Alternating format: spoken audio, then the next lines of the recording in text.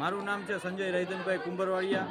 અમે બધા સહકાર સોસાયટી શેરી નંબર 4ના લતાવાસીઓ છીએ। જ્યારે સહકાર સોસાયટીમાં જ્યારે અયોધ્યામાં રામ મંદિર બનવા જઈ રહ્યું છે ત્યારે રાજકોટની અંદર સહકાર સોસાયટીમાં એક અનેરો જ ખુશીનો માહોલ છે। જેમ કે આપણે જોઈએ સહકાર સોસાયટીમાં એકમાં જ નહીં આખા હિન્દુસ્તાનમાં એક ખુશીનો માહોલ છવાઈ ગયેલો છે।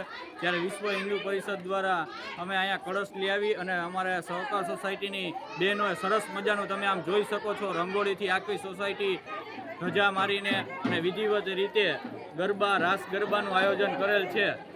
તે બદલ આપ વધારે વિગતો અમારા વડીલ પાસેથી લઈ શકો છો। આપનું નામ? મારું નામ મનસુખભાઈ પરમાર, સહકાર સોસાયટી શેરી નંબર 4 સહકાર સોસાયટીના સદસ્ય છું।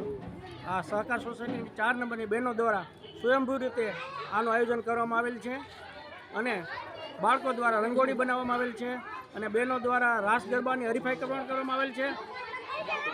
આ આયોજન છે સ્વયંભૂ શેરી નંબર 4ના ભાઈઓ બહેનો અને બાળકોએ સંયુક્ત મળીને કરેલ છે।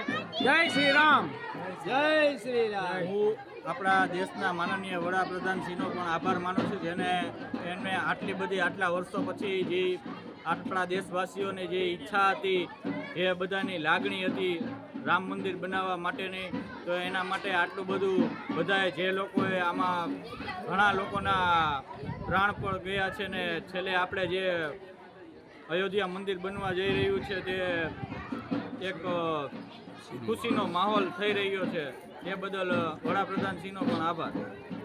શ્રી રામ।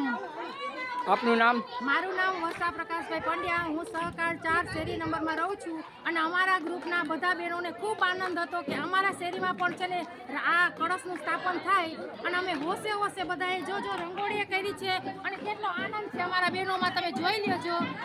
અને 2 દિવસથી અમારા મનમાં ઠનગનાટ હતો કે અમારી શેરીમાં પણ રામ ભગવાનનું સ્થાન થાય। જય શ્રી રામ, જય